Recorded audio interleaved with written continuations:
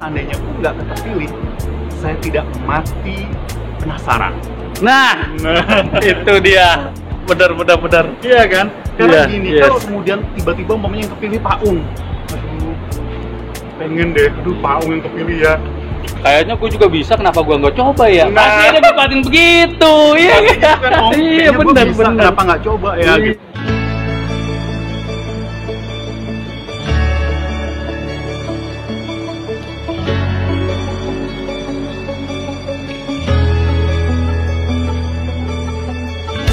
Nah, ini dia yang segmen kedua. Yang belum nonton segmen pertama, nonton dulu tentang profil Mas Tommy Ristanto. Nah, sekarang ini gue mau ngasih materi podcast nih, podcast keliling. Haha, polling. Ini tentang seputar jurnalis, materi-materi tentang seputar jurnalis, gimana sih caranya menjadi jurnalis dan segala macamnya sama Mas Tommy lagi nih. Oke, gimana Mas? Iya, gimana Ung? Nah, ini saya mau nanya nih, orang-orang kalau ada yang bilang mau jadi wartawan, mau jadi jurnalis, kameramen, reporter itu gimana sih Mas? Caranya Mas? Caranya dulu deh, misalnya Oke, dari orang. intinya gini ya, sebenarnya profesi menjadi seorang munduran dikit Mas? Nah, Sini. biar nggak Oh, biar terlalu terang ya. Ya, terang, siap. Siap. Ini kalau kameramennya seorang apa ya, alumni TV memang kayak gini paham. Yang penting saya nggak gelap banget ya. Enggak aman Mas. Jadi gini, profesi jurnalis ya itu adalah profesi yang bisa dipelajari, satu itu. Nah, jurusannya waktu kuliah bisa apa aja, yang penting punya kemauan ya. Nah, terus kemudian syarat untuk menjadi seorang jurnalis yang bagus itu apa? Pertama, kamu itu harus jadi orang yang pengen punya rasa tahu yang besar. Kepo, tapi keponya positif, bukan julid. Kepo positif tuh. Nah, bukan julid ya. Jadi umpamanya nih, contohnya ada kasus apa gitu. Pengen kemudian ini penyebabnya apa ya? Siapa aja yang terlibat ya? Nah, itu yang harus kita punya rasa ingin tahu yang tinggi. Satu. Terus kemudian kita harus menjadi orang yang mau bekerja keras dan bekerja dalam tim. Ya, karena kan gini, yang namanya jadi jurnalis itu kerjanya itu nggak 9 to 5, nggak pagi berangkat terus kemudian sore pulang. Ada kalanya Pak Om juga mungkin ngalamin ya, dari pagi sampai pagi lagi atau pagi sampai malam Sampai tidur di kantor. curhat colongan. Colongan. Mantan jurnalis. Nah, terus kemudian itu yang kedua. Terus kemudian yang ketiga, kita juga harus supel. Ya, maksudnya supelnya itu gini, friendly-nya itu nggak cuma ke narasumber, ke orang, terus kemudian ke tempat kerja, karena nggak bisa kerja sendirian, ya. Jadi contohnya gue, bapaknya jadi reporter nih, itu pasti akan sama kameramen, sama driver, sama narasumber, bahkan ya siapapun itu bisa jadi narasumber, jadi sumber berita. Contohnya, kalau umpamanya kita cuek sama tukang ojek atau tukang parkir, bener-bener kita sombong lah gitu, nggak mau ini, padahal mereka bisa aja ngasih informasi bahwa di sebelah sana itu ternyata sarang narkoba. Nah, itu dia. Kan? Ya nggak, Om? Iya, benar. Jadi ya jangan sosok ini banget lah, eksklusif mentang-mentang wah udah punya seragam ya Mas ya.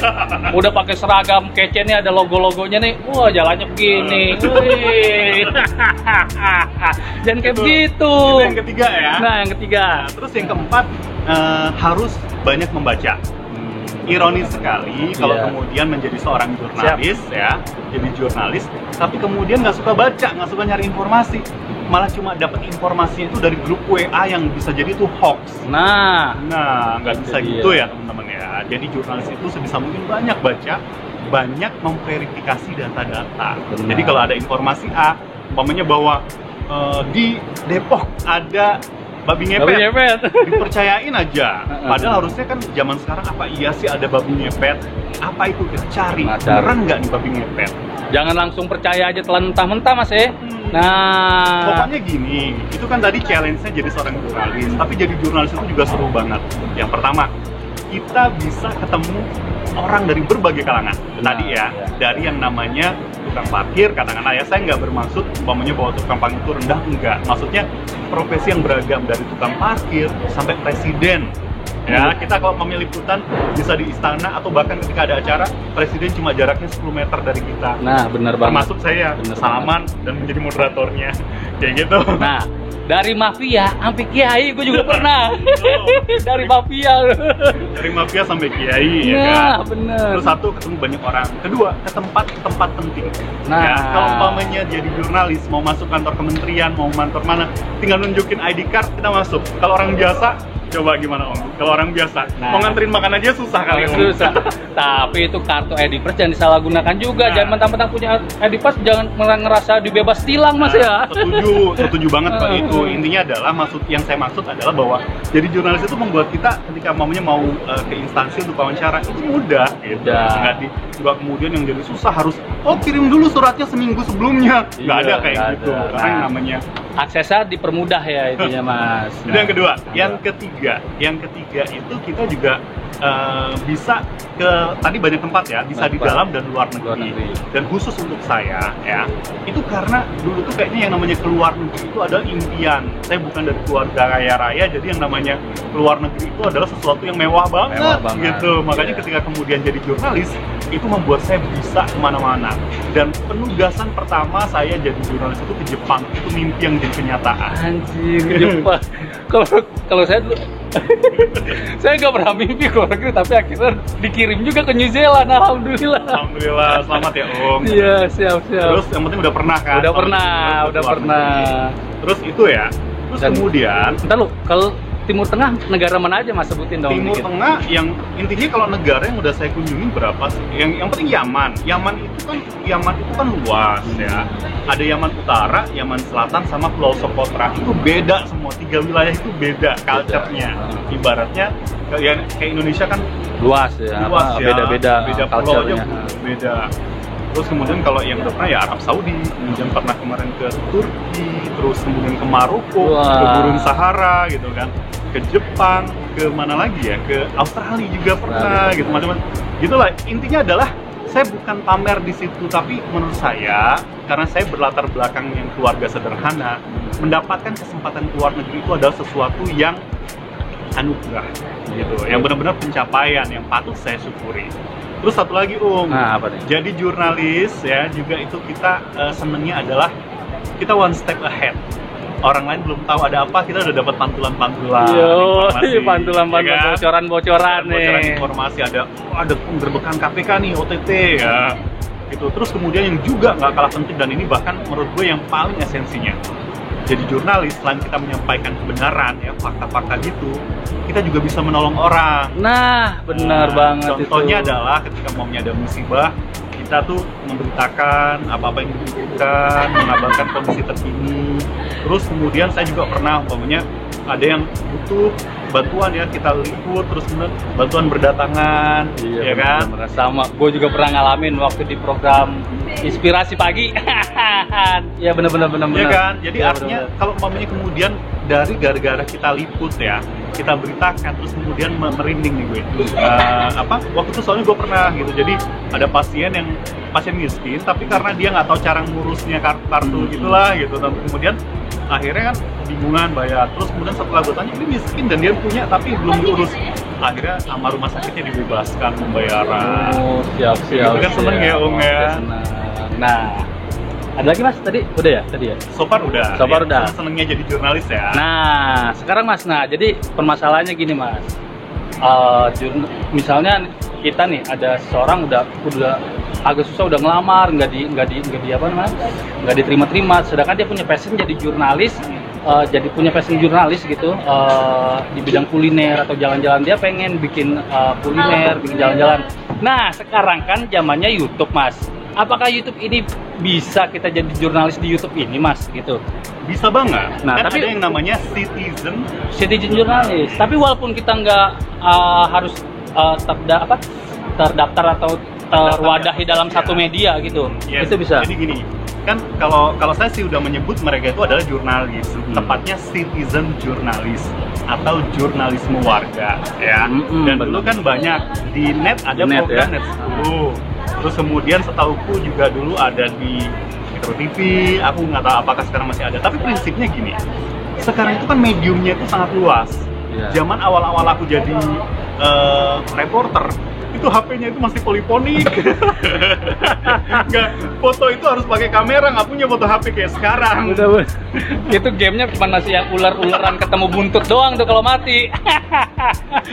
Insert nanti ya Om ya, ada ular-ular gitu ya. game Nokia. Nah, terus kemudian ya itu kayak gitu dulu susah banget. Dulu yang namanya punya video pun mau upload ke YouTube setengah mati beratnya. berat. Gitu. YouTube itu zaman dulu itu kayaknya 10 tahun yang lalu aja masih berat kali. Iya, ya nggak sih? Benar. Baru beberapa tahun ini kan yang YouTube itu menjamur dan mudah diakses gitu. Dulu itu YouTube itu berat, ngabisin kuotanya juga belum bagus. Iya. Nggak, wifi belum di mana-mana. Benar. Kayak gitu. Jadi memang sekarang itu kalau aku melihat itu yang namanya kesempatan itu terbuka lebar oleh siapapun. Benar. Ya, jadi bahkan kalau aku lihat bisa aja yang karya jurnalistik ditontonnya cuma sama 1.000 orang. Yang karya Bang Paung sama-sama nge-review empe-empe atau sama-sama liputan empe-empe. Iya. Bisa 100.000 orang yang nonton. Benar. Kayak gitu. Ya, jadi intinya adalah tetap sih itu jurnalisme warga. Hanya kekurangannya adalah gini. Kan kalau umpamanya di media massa yang resmi, yang terdaftar di asosiasi katakanlah ya, di lembaga, itu kan mereka punya kaidah-kaidah jurnalistik tuh. Iya, ya. betul. Umpamanya ada aktualitas, gitu, faktual dan sebagainya. Sementara kalau umpamanya teman-teman yang di Citizen Jurnalis walaupun 5W1H tapi kan nggak di asosiasi gitu kan ya Om ya. Benar. Nah jadi otomatis tetap ada kekurangannya. Ibaratnya gini loh, sebagus-bagusnya ketika kemudian memang tidak legal, otomatis kan kita masih harus mengecek lagi ini bener nggak yang disampaikan. Iya, benar. Ya kan? Cross-check lagi. Cross-check lagi. Nah, cross-checknya di mana? Di lembaga yang resmi. Benar. Di TV gitu. Maksudnya di TV, radio, cetak, intinya adalah atau media online lainnya yang resmi. Nah, tapi bagi jurnalis misalnya YouTuber yang kayak misalnya vlogger kuliner atau jalan-jalan, yang penting seenggaknya mereka harus mensisipkan informasi 5W1H itu aja udah Mas ya. Itu juga udah bisa kan ya disebut citizen jurnalis. Kan sebenarnya kan kalau aku melihatnya itu para vlogger, YouTuber itu kan gaya bebas. Gaya bebas, freestyle. Nah, freestyle ya. Nah, tapi kemudian kalau pengen, saya mengasih tips gitu biasanya kalau lagi diminta training ya, tetap lakukan riset, dan ini dilakukan kok oleh teman-teman vlogger, YouTuber itu hebat-hebat banget. Aku udah ketemu mereka itu membuat yang namanya timeline produksi, timeline tayang, terus kemudian riset udah dilakukan. Jadi intinya maksudnya gini, 5W1H ketika dijabarkan itu kan akan membuat kita mudah. Contohnya nih ya, ibaratnya saya mau nge-vlog nih sekarang, ketemu dengan YouTuber handal yang namanya Paung Ahmad, Bang Paung. YouTuber abang, bukan handal abang. Otomatis kan ketika ada 5W1H itu akan memudahkan. Contohnya ya, peristiwanya, saat ini saya bertemu dengan seorang YouTuber handal bernama Paung Ahmad, ya kan? Quote-nya itu, terus kemudian, lokasi pertemuan di sebuah gedung yang lagi hits bernama Asta, Distrik 8 SCBD Jakarta Selatan. Terus kemudian, why ketemu gitu? Kenapa ketemu? Karena kita udah lama banget gak ketemu sama Paung, dan Paung sekarang udah menjadi YouTuber yang terkenal gitu. Dia mengundang saya menjadi bintang tamunya. Terus kemudian, bagaimana jalannya? Pertemuan kami berlangsung cair, meskipun dulu Paung ibaratnya bisa dikatakan anak buah gue, tapi gue nggak pernah menganggap dia anak buah, tapi mitra kerja gitu ya Om ya. Makanya kemudian tetap terjalin walaupun udah beda kantor 10 tahun kali ya Om ya. Ya maksudnya udah bertahun-tahun. Tapi kita masih komunikasinya baik gitu, karena aku udah kerja di net 5 tahun, keluar dari net sebelum kerja di sana 1 tahun, artinya kita nggak satu kantor itu udah 6 tahun. Tapi tetap kita sering kalau mamanya ada Belinda juga loh. Belinda harus nonton deh. Ini kurang satu orang nih. Munculin ya. Iya, nanti muncul ini Belinda, fotonya ada di sini nih. Dia ada Belinda, nih reporter gua juga dulu di redaksi pagi. Pokoknya dulu kita suka curhat-curhat bareng ya Om ya. Iya, curhat bareng. Sekarang di Australia Belinda. Oh, di Australia benar-benar. Sehat-sehat ya Bi. Nah, terus kayak gitu. Ya udah 5W. Coba gua spontanitas tapi dengan bantuan 5W1H yang itu semua fakta terjalin indah kan. Udah terstruktur Mas ya jadinya ya, informasinya gitu, ya. Siap. Jadi baru kemudian ditambah-tambahin, ibaratnya lo mau halo guys dan sebagainya. Gimik-gimik lah, itu gimik-gimik. Kayak gitu prinsipnya. Jadi benar. 5W1H selain untuk kelengkapan data juga untuk memudahkan data collecting dan apa yang mau disampaikan. Benar. Oke, siap. Terima kasih. Nah, Mas, satu lagi nih. Boleh, 10 lagi juga boleh. Nah, bayarannya 10 ya, Om. Bisa ya, Mas. Gimana nih. coba YouTuber handal udah jadi model di salah satu Apa? nggak boleh nyebut merek ya? Nggak boleh nyebut merek. Pokoknya udah di foto jadi Di model. foto. Ini munculin ya pop-up-nya ya. Siap, gitu siap, kan. Mas. Tahu. Terus kemudian YouTube-nya dia udah di monetize gitu. Mana mau saya gratisan jadi narasumber. Tenang lah, nanti ada kopi-kopi kenangan mantan ada lah, kenangan mantan. Bercanda Om, Siap, bercanda. siap. Yang penting silaturahmi ya Om ya. Yoi, mantap Mas Tom. Nah, ini Mas Tom nih. Di mata orang Mas Tom, Oke. media itu kadang-kadang ada sisi jeleknya, maksudnya wah ini digoreng nih sama media nih, wah media beritanya nakut-nakutin doang nih, banyak berita yang menebar ketakutan gitu, kayak misalnya nih ya, kayak vaksin di India di India yang tsunami COVID kayak gitu, kematian tsunami banyak yang meninggal, dan terus ada yang vaksin terus meninggal juga kan habis dari vaksin kayak gitu Mas. Banyak ada yang ngejudge orang tuh media tuh isinya negatif semua, menebar ketakutan. Nah, itu Pertama gimana? gini ya gitu, yang tujuan dari sebuah media massa ya, produk jurnalistik itu kan untuk menyampaikan kebenaran, menyampaikan fakta-fakta. Benar. Dari situ kan kalau kemudian kita lihat cita ideal tujuannya itu kan sangat bagus sekali, ya kan? Sorry, ini puasa jadi agak-agak sendawa dikit. Iya siap, gak mau. Nah, terus kemudian, kalau kemudian ada kemudian kekeliruan atau kemudian penyimpangan, ya itu namanya sebuah kehidupan. Pasti akan terjadi seperti itu. Tapi apa yang bisa kita lakukan? Saat ini kan media massa tidak cuma satu. Banyak, cetak banyak, portal banyak, TV banyak, radio banyak. Artinya apa? Yang beda dan tidak berdasar pasti akan ketahuan. Iya, Nggak usah saya sebutin, tapi dulu kan dalam pemilu juga ada tiba-tiba umpamanya beda tapi kayak secara data lemah. Benar. Ya Ung yang gitu. Terus kemudian kalau kemudian ada yang umpamanya TV kok kayaknya cenderungnya mendukung salah satu pihak atau apa benar, gitu. benar. Ya udah, kita tinggal nggak nonton itu aja. Benar. Iya kan? Banyak pilihan ya Mas. Banyak pilihan gitu. Tapi yang pasti kan kita gini, sumber itu sekarang mudah banget didapatkan. Artinya ketika kemudian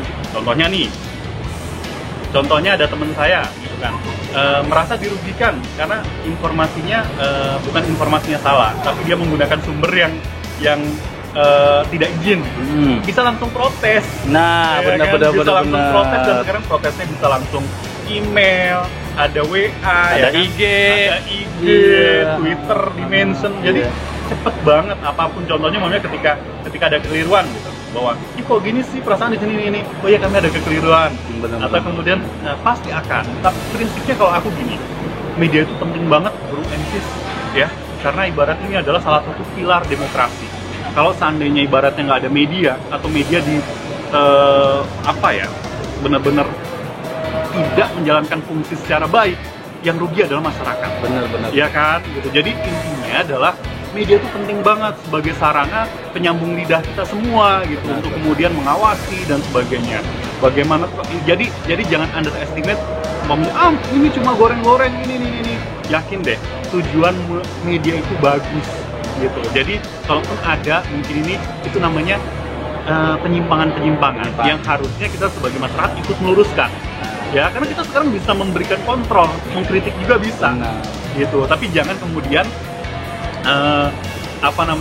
satu diberangus semua hanya karena satu oknum yang keliru terus diberangus semua. Nggak fair. Dan di media sendiri pun, di program berita sendiri misalnya gitu Mas ya, itu juga nggak semuanya berita negatif juga, ada berita-berita segmen-segmen inspiratif, betul kan Mas ya? Bener banget gitu ya. Contohnya gini, kayak di Jadi seimbang lah gitu. Di net. Intinya gini loh, kan kita itu berita itu kan banyak gitu. Cuma kan kadang-kadang mungkin pas berita yang ini responnya seperti ini, pas berita yang ini responnya seperti ini gitu.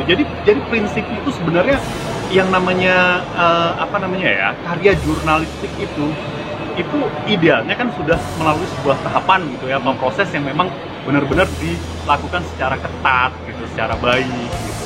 Jadi riset juga, terus kemudian belum lagi kalau mamanya di net gitu ya, mau tayang itu di preview lagi, keberimbangannya seperti lagi sama apa, produser terus ya. kemudian Iya, produser gitu kan. Kalau mau program magazine malah sampai IP, sampai kadet itu preview. Jadi ngecek, umpamanya nih contohnya, ini pakai datanya siapa? Terus kemudian ini pakai narasumbernya terpercaya apa enggak? Nah, terus kemudian ini pakai visual ya, gambar. Ini bukan liputan kita ya? Bukan, karena ini nggak ada nih liputannya. Ini benar-benar eksklusif karyanya Bang Paung umpamanya. Nah, udah izin belum? Udah izin belum? Kalau mau make liputan dari source luar, izin dulu teman-teman. Setidaknya kalau umpamanya nggak sempat izin ditulis sumbernya. Ditulis sumbernya, betul banget tapi benar-benar ketahuan bahwa itu bukan karya kita, tapi iya, benar. Ya kan kalau umpamanya keniscayaan ya, kayaknya kalau mau semua kita juga kadang-kadang susah, ya kan, terutama untuk job-job yang sifatnya eksklusif, yang nggak bisa diulang gitu ya Om ya.